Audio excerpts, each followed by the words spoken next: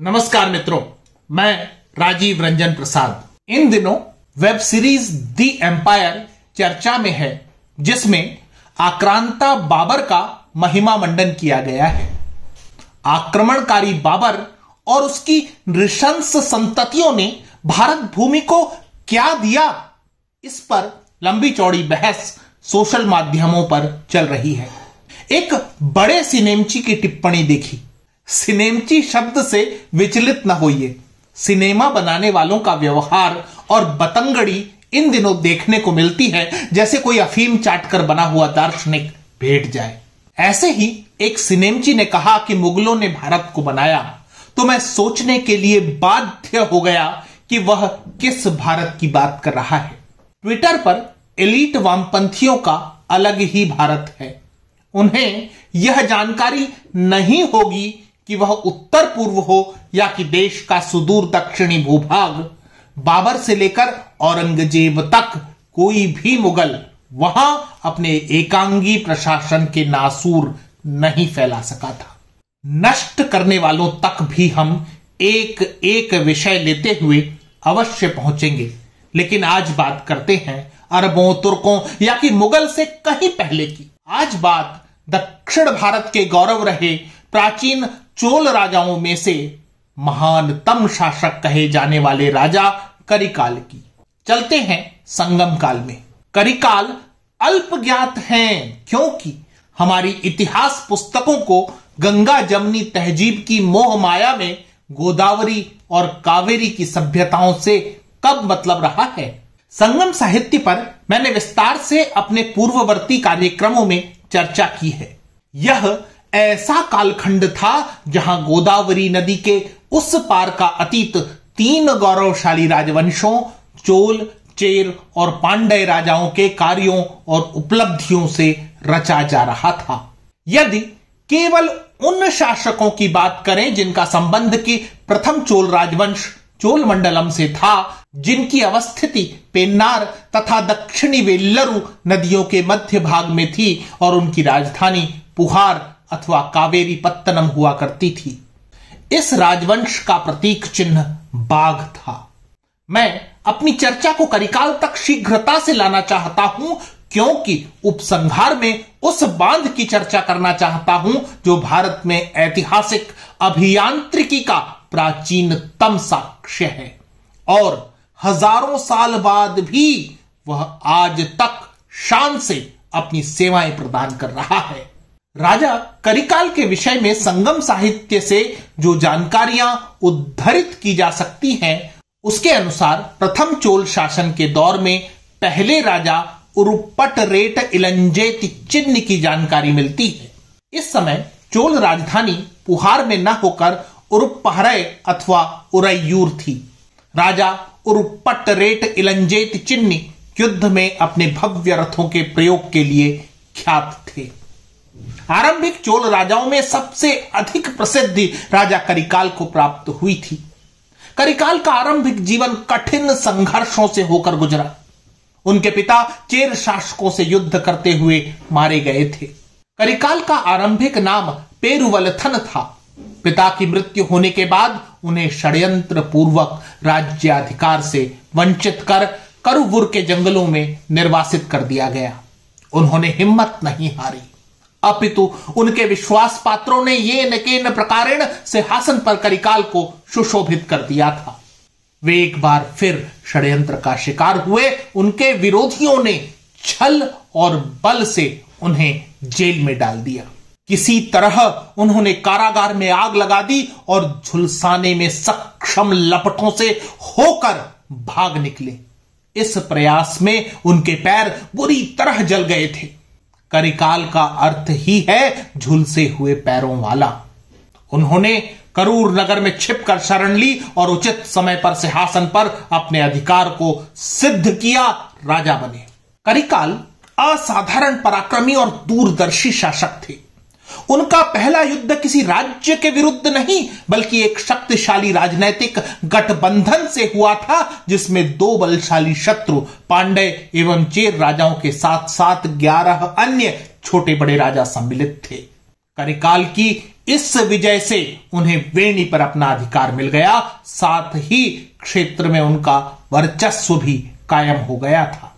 एक और युद्ध जो कि वहेर परंदले में हुआ था, इसमें करिकाल के विरुद्ध 9 राजाओं का एक संघ था जो कि बुरी तरह पराजित हुआ। करिकाल की अन्य विजयों में कांची, एइनार, ओलियर, अरुवालर तथा वर्णर क्षेत्र सम्मिलित हैं।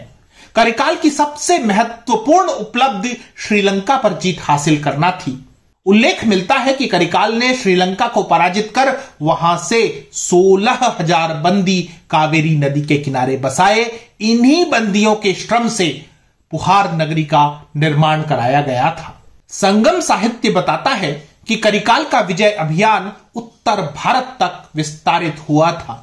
उसने ब्रज, मगध और अवंती के शासकों से मित्रता की। वे अपनी जनता के प्रति भी उदार थे। उन्होंने बांध बनवाए, तोंडय मंडलम में किसानों की बस्ती को बसाया। करिकाल विद्वानों एवं कवियों के आश्रयदाता भी थे। उन्होंने रचना पत्तनपाले के रचयिता को 1,60,000 स्वर्ण मुद्राएं पुरस्कार में प्रदान की थी। परनर और कलत्तलैयर जैसे कवि भी राजा करिकाल के आश्रित हुआ करते थे। ग्रंथ पेरुनानुपादे में राजा करिकाल को संगीत के 7 स्वरों का विशेषज्ञ बताया गया है। करिकाल सनातन मतानुयायी थे तथा उन्होंने अपनी इस मान्यता को राजकीय संरक्षण भी प्रदान किया था।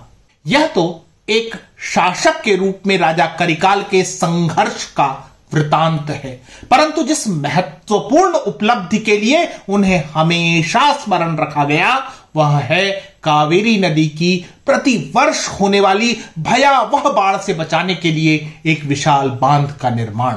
कावेरी नदी की जलधारा बहुत तीव्र गति से बहती है और बरसात के मौसम में डेल्टा क्षेत्रों में बाढ़ का कारण बनती थी। डेल्टा क्षेत्र नदी और समुद्र के परस्पर समन्वयन के कारण अस्थिर होता है, तथापि तीव्र निक्षेपण के कारण उपजाऊ भी उतना ही माना जाता है।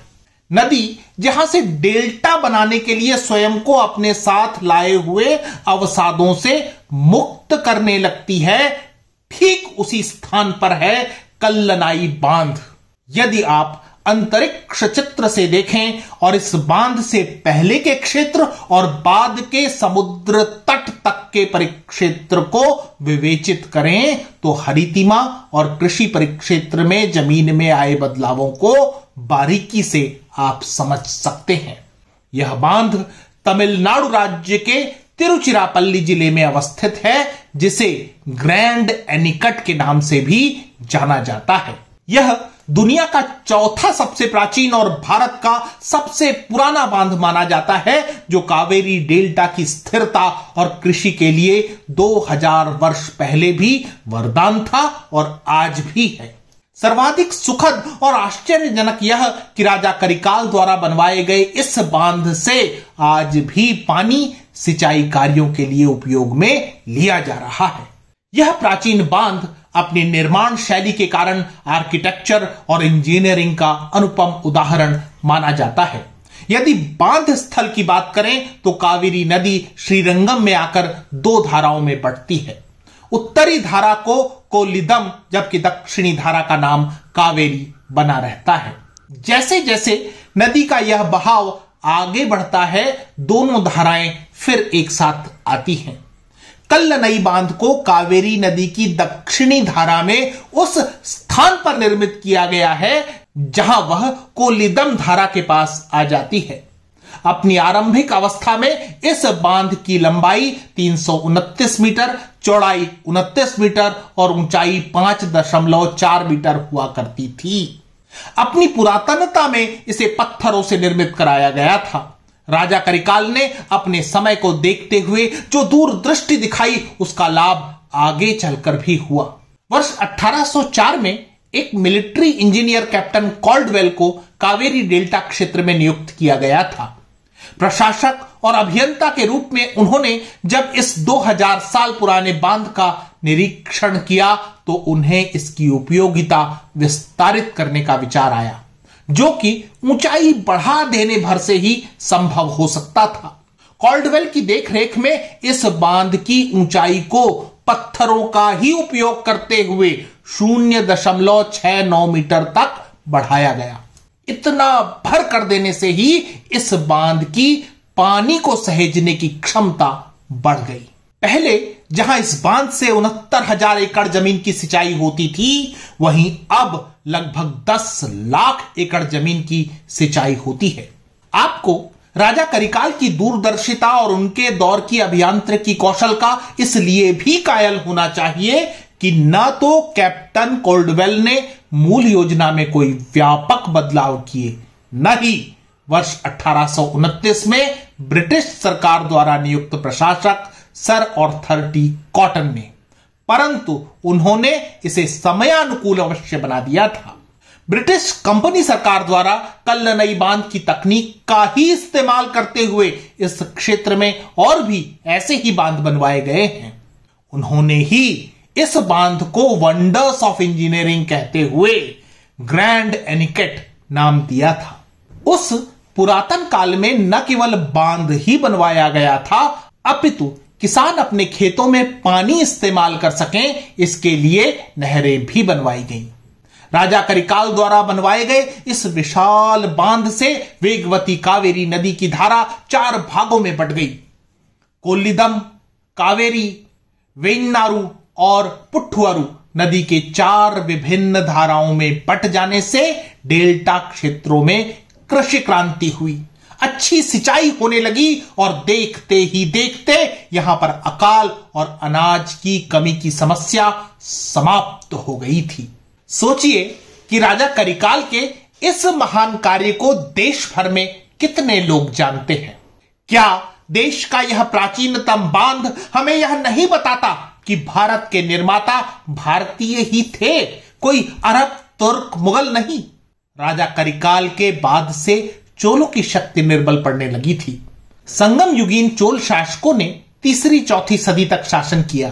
तत्पश्चात उनका इतिहास अंधकारपूर्ण हो जाता है।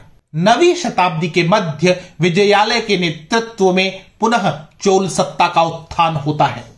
तो साथियों, इस प्रस्तुति का उद्देश्य इतना ही कि नीली चिड़िया की लाल बहस से निकलकर आवश्यकता है भारत के वास्तविक गौरवशाली इतिहास को जानने और समझने की। मित्रों, आज इतना ही। फिर मिलता हूं ऐसे ही किसी ऐतिहासिक संदर्भ के साथ। अगर आपको मेरा यह चैनल पसंद आ रहा है तो कृपया इसे सब्सक्राइब करें। आप इस प्रस्तुति को लाइक या शेयर भी कर सकते हैं। नमस्कार।